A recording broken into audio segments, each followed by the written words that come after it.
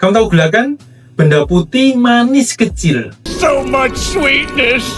I think I'm gonna be sick. Tapi gara-gara dia, negara rugi 578 miliar rupiah. Dan yang kena, Tom Lembong. Iya, mantan menteri lulusan Harvard, mantan bos Kuvert. Sekarang terdakwa kasus impor gula. Gila ya? Di negara ini yang bisa bikin kamu masuk penjara tuh bukan narkoboy, tapi gula. Rakyat antri beli minyak, elit antri sidang kasus gula. Pertanyaannya, Tom beneran korupsi atau cuma kambing hitam yang dibumbuin sistem? Karena lucu bro, pas dia jadi menteri, semua bilang amin. Pas dia digeret, semua bilang, wah emang dari dulu aneh.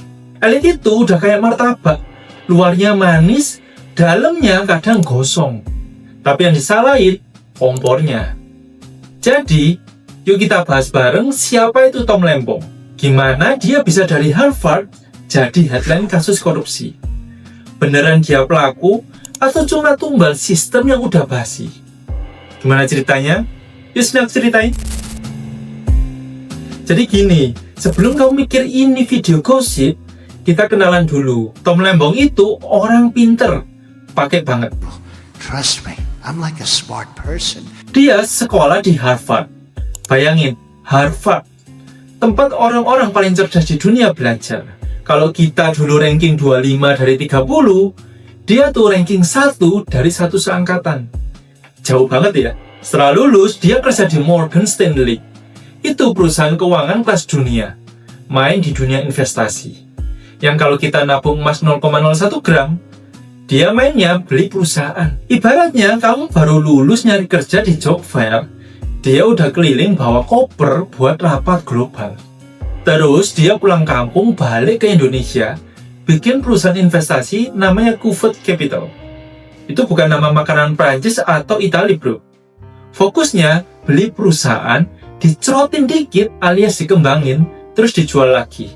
Bahasa kerennya itu private equity. Diapalin ya, biar kelihatan keren kalau lagi gosip sama tetangga. Karena otaknya encer dan CV-nya kayak portofolio startup, dia diajak masuk kabinet Jokowi. Di tahun 2015, dia dipanggil Presiden Jokowi buat jadi Menteri Perdagangan. Gak lama kemudian, dia geser jadi Kepala BKPM, Badan Koordinasi Penanaman Modal. Bahasa kasarnya, dari dagang pindah ke ngatur investor. Tapi bukan berarti dia hilang dari dunia bisnis. Setelah keluar dari pemerintahan, dia tetap aktif. Masih bisik-bisik tetangga di belakang layar. Jadi penasihat startup, main di sektor teknologi, bahkan ikut ngatur strategi di balik layar. Singkatnya, dia bukan cuma pinter, tapi juga punya pengaruh besar. Sekarang kita ngomongin soal duit. Di tahun 2018, kekayaan Tom Lembong tercatat sekitar 87 miliar rupiah. Duit atau daun tuh, sampai segitu banyaknya. Itu yang dilaporin ke LHKPN ya. Tapi itu tahun 2018. Sekarang, nggak ada yang tahu pasti. Karena dia orang investasi. Orang investasi itu bisa aja punya uang yang nggak kelihatan di laporan. Kekayaannya itu kayak es batu di es teh.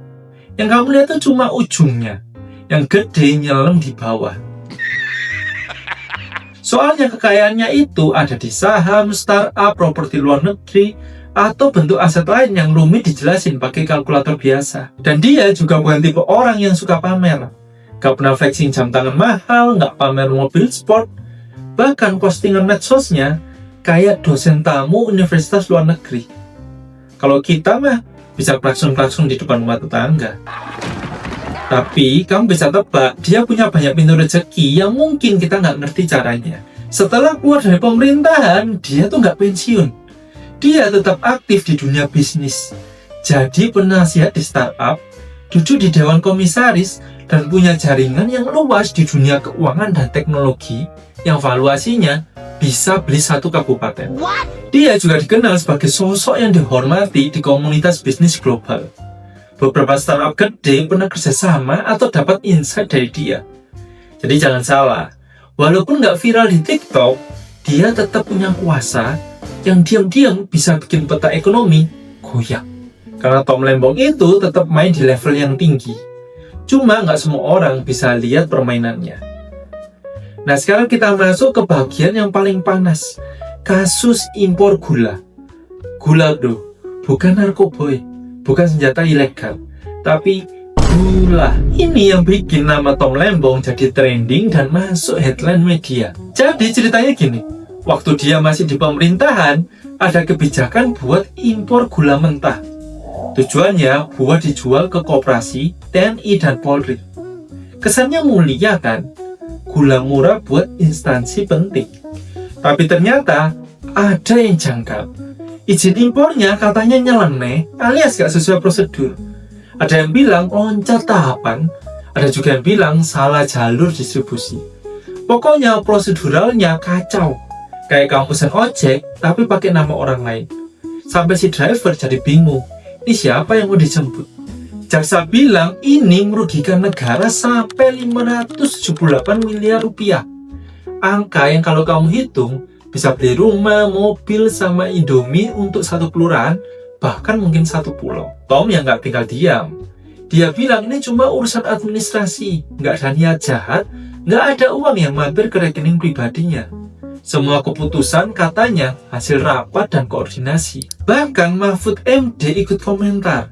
Katanya ini bisa jadi cuma pelaksanaan dari perintah atas. Nah lo, makin rumit kan? Dari sini mulai muncul tanda tanya. Ini korupsi beneran atau korban sistem birokrasi yang amburadul? Karena kalau cuma salah administrasi, semua admin kampus udah masuk bui dari dulu dong. Setelah kasusnya naik, Tom menjalani sidang. Gak cuma sekali, 2 kali, tapi 23 kali persidangan. Bayangin, 23 kali duduk di ruang sidang, jawab pertanyaan, jelasin kebijakan. Drama Korea aja udah tamat, ini malah masih lanjut episodenya. Di pengadilan, dia tetap pegang pernyataannya. Katanya nggak ada niat jahat, dia cuma menjalankan tugas sebagai pejabat. Semua berdasarkan rapat dan koordinasi antar lembaga. Tapi hakim punya pandangan lain. Menurut mereka, meskipun nggak ada uang yang masuk ke kantong pribadi Tom, tetap ada kerugian negara. Dan sebagai pejabat, dia yang harus tanggung jawab. Akhirnya si Tom ini divonis 4,5 tahun penjara dan denda 750 juta rupiah. Sudah kayak pesan combo menu ya? Gak bisa pilih salah satu, harus dua-duanya. Putusan itu langsung jadi bahan perdebatan di masyarakat. Ada yang setuju, ada yang bilang terlalu berat. Kuasa hukumnya langsung ajukan banding. Mereka bilang banyak kejanggalan dalam proses hukum. Dari cara menghitung kerugian, sampai logika menyamakan kerugian BUMN sebagai kerugian negara. Bahkan jaksa pun ikut banding. Jadi sekarang dua-duanya naik ke pengadilan tinggi. Kayak pasangan yang udah putus, tapi dua-duanya masih posting story sindiran. Artinya pertarungan hukum belum selesai. Bola panasnya masih bergulir. Tapi buat rakyat kecil, ya kita cuma bisa nonton sambil nyeduh kopi, tapi tanpa gula. Nah sekarang pertanyaannya, kenapa kasus ini jadi heboh banget? Gula doang loh, bukan BTS bubar atau iPhone baru keluar. Jawabannya, karena ini bukan soal gula doang. Ini soal reputasi, kekuasaan, dan kepercayaan publik. Tom Lembong dikenal sebagai elit yang pintar, rapi, bersih. Banyak orang kagum sama rekam jejaknya. Lulusan Harvard, menteri ekonom, bahkan wajahnya masuk Forbes bukan TikTok Live jualan keripik. Tapi sekarang, dia malah masuk daftar terdakwa. Dan itu bikin publik shock. Jadi pas dia masuk daftar terdakwa, netizen langsung nolak. Waduh, kalau dia aja bisa kejebak, aku yang ngurus iuran RT bisa kena pasal juga nih. Orang terus berdebat. Ada yang bilang dia dijebak, ada juga yang bilang, ya kalau salah harus dihukum. Bahkan ada yang curiga, ini ada aroma politik. Beberapa pengamat juga ngerasa aneh. Katanya keputusan yang dia ambil itu keputusan kolektif. Tapi kenapa yang kena cuma dia? Apakah ini sistem yang salah? Atau ada skenario tersembunyi? Apalagi Mahfud MD sempat bilang ini bisa jadi akibat dari perintah atasnya. Nah kalau gitu, kenapa yang atas nggak ikut diseret ya? Malah yang bawah kena gebuk. Makanya banyak orang mikir, ini bukan sekedar kasus hukum, tapi juga drama birokrasi dan politik. Dan seperti biasa, rakyat cuma bisa nonton sambil bilang, Lah kok bisa? Kamu mungkin mikir, aku nggak kenal Tom Lembong, bukan pejabat, bukan pengusaha. Jadi ngapain mikirin kasus ini? Aku mah kerja aja udah syukur. Tapi justru itu poinnya. Karena kamu rakyat kecil, kamu harus peduli. Karena kalau orang sekaya, sepinter, dan seberpengaruh Tom aja bisa kejedot sistem, apalagi kita yang gaji UMR plus cicilan ginjal. Kasus ini nunjukin kalau sistem hukum dan birokrasi kita itu rumit banget. Satu langkah salah atau bahkan benar tapi tanpa perlindungan politik bisa langsung dikorbanin. Kamu kerja benar tapi nggak punya backing, siap-siap aja ditarik ke bawah. Karena hukum itu adil sampai ketemu sama orang yang punya kekuasaan. Ini pelajaran besar buat semua yang kerja di pemerintahan, bisnis, bahkan rakyat biasa. Jangan cuma kerja keras, tapi harus kerja cerdas dan hati-hati. Dan buat kita semua yang hidupnya pas-pasan, ini juga pengingat. Kalau elit bisa dihukum karena kesalahan sistem, kita bisa lebih gampang ketiban apes. Makanya penting banget buat ngerti sistem. Jangan asal ikut, jangan asal nurut, dan jangan asal percaya sama perintah dari atas. Kalau ujung-ujungnya kamu yang dikorbanin.